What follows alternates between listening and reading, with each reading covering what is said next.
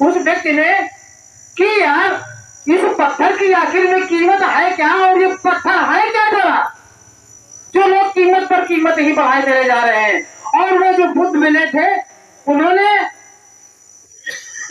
ये भी कह दिया था कि इसको बेचना नहीं।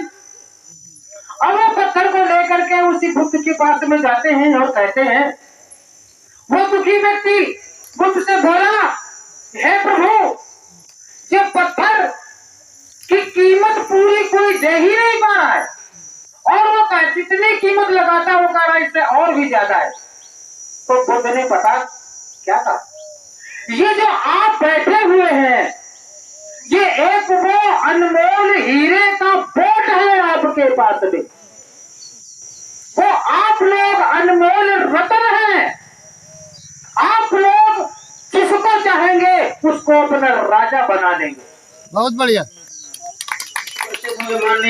सोशल मीडिया के माध्यम से पहचान बनाने वाले या हम सबको साथ देने वाले या बहुजन समाज की विचारधारा को आगे बढ़ाने वाले, भीम आदमी आजाद समाज पार्टी को मजबूत करने वाले, दुख सुख की आवाज को उठाने वाले, एकता का परिचय देने वाले, इस क्षेत्र में पहचान बनाने वाले आप सबके बीच में उपस्थित है सतमारा लॉन्ग नंबर उत्तर प्रदेश, ये आप सबके बीच में जोरदार से तालियों के साथ स्वागत माननीय राजस्थान जी के। बहुत धन्यवाद संचालक महोदय जी।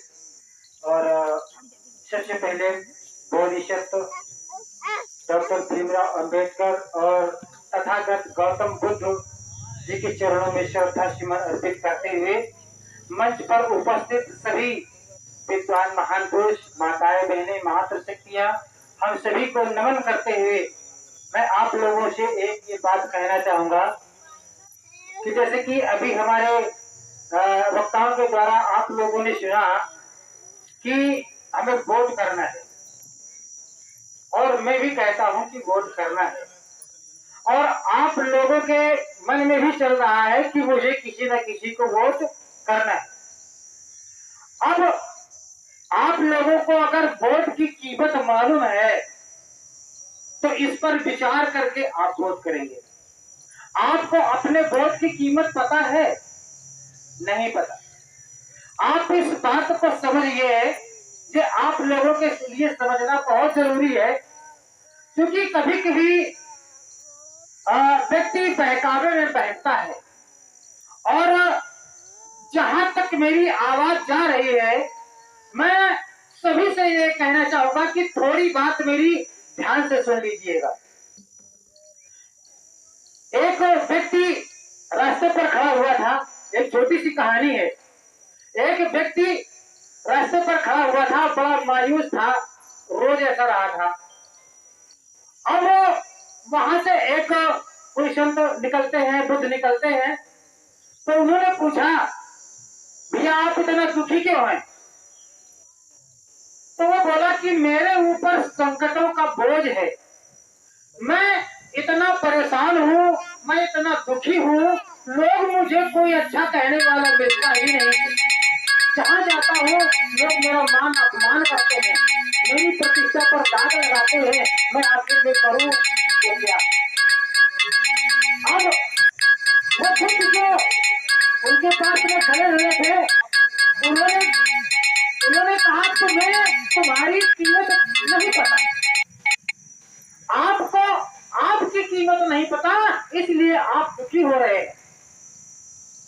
उन्होंने एक अपनी जेब से पत्थर निकाला और पत्थर निकाल करके उस पुरुष को दिया जो दुखी खड़ा हुआ था, और उससे कहा कि आपको अपनी कीमत नहीं पता, आप इस पत्थर को लेकर के जाइए और देखो, इस पत्थर को बेचना नहीं और इसकी केवल कीमत जान लेना।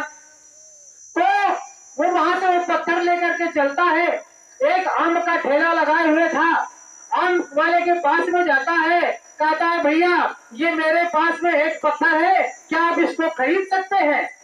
अगर खरीद सकते हैं तो कितने का? पत्थर वाला को देख करके वो आम वाला होशियार था, वो पहचान गया कि ये कोई कीमती धातु है। अब वो पत्थर को लेकर के कहता है भैया इसका मैं 10 किलो आम आपको दे सकता हूँ, इससे ज्यादा नहीं। तो बोला ठीक है भैया, फिर हम आपको नहीं दे पाएंगे। और वो पत्थर लेकर के और आगे बढ़ता है, एक सब्जी वाले की दुकान पर पहुंचता है, सब्जी वाले से कहता है भैया क्या आप ये मेरा पत्थर ले सकते हैं? अगर ले सकते हैं तो कितने का? उसने उस पत्थर को हाथ में लिया, बोला भैया मैं आपको इसका 1 बोरी आलू दे सकता हूँ, इससे ज्यादा मैं नहीं दे सकता। यही करते करते उसको पूरा सारा दिन हो गया। जब शाम का वक्त आया तो उसने सोचा कि हम किसी सुनार के पास में जाते हैं। अब वो सुनार के पास में जाता है और सुनार को पत्थर दिखाता है, फिर उसी बात को रिपीट करता है, भैया इस पत्थर को आप ले सकते हैं? अगर ले सकते हैं तो कितने का? तो उस सुनार ने कहा भैया मैं इसका 50 लाख रुपया दे सकता हूँ, इससे ज्यादा नहीं। वो बोला कि तो फिर आप नहीं ले पाएंगे इसको। और जब वो लेकर के चलने लगा तो वो सुनार फिर उससे कहता है कि मैं आपको इसे 1 करोड़ रुपया दे सकता हूँ। अब वो कहता है भैया हम नहीं दे पाएंगे इसको। अब उसने सोचा, उस व्यक्ति ने, कि यार इस पत्थर की आखिर में कीमत है क्या, और ये पत्थर है क्या जरा, जो लोग कीमत पर कीमत ही बढ़ाए चले जा रहे हैं। और वो जो बुद्ध मिले थे उन्होंने ये भी कह दिया था कि इसको बेचना नहीं। अब वो पत्थर को लेकर के उसी बुद्ध के पास में जाते हैं और कहते हैं, वो दुखी व्यक्ति बुद्ध से बोला, हे प्रभु ये पत्थर की कीमत पूरी कोई दे ही नहीं पा रहा है, और वो कह जितनी कीमत लगाता है वो कह रहा है इससे और भी ज्यादा है। तो बुद्ध ने पता क्या था, ये जो आप बैठे हुए हैं ये एक वो अनमोल हीरे का बोट है आपके पास में, वो आप लोग अनमोल रत्न हैं। आप लोग जिसको चाहेंगे उसको अपना राजा बना देंगे।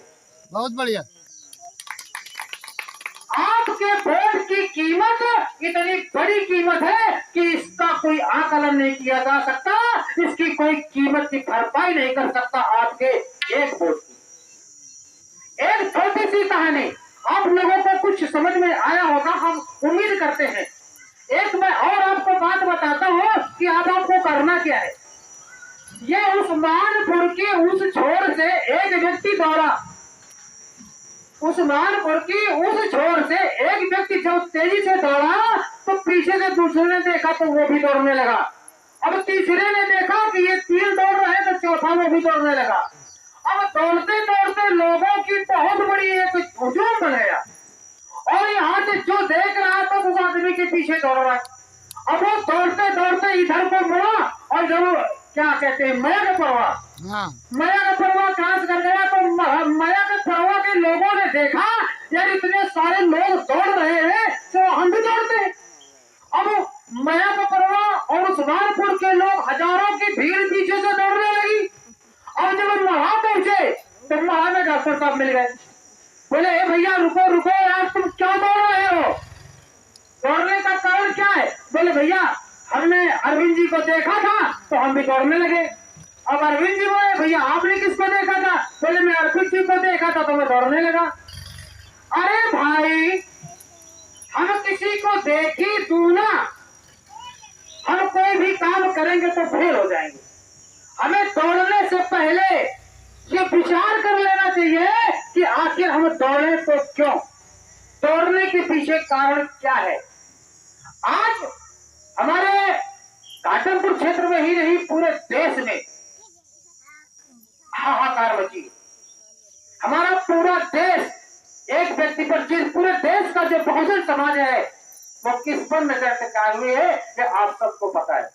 अगर आपके यहाँ कोई हादसा हो जाए, कोई एक्सीडेंट हो जाए, कोई मरुआदी आकर के आपको सताने लगे, या आपके घर में आपकी आबरू पे, आपकी बहन बेटी पे कोई गलत नजर डालेगा, तो हमें पता है कि हमारे आज का बहुजन समाज को गर्व है कि मैं भीम आर्मी के पास चला जाऊंगा। तो मेरी बात घाटमपुर विधानसभा क्षेत्र में हमारे परम आदरणीय घाटमपुर शहर अरविंद कुमार बोस जी की याद आती है जब लोगों के ऊपर मुसीबत पड़ती है। इसलिए मेरे प्यारे साथियों,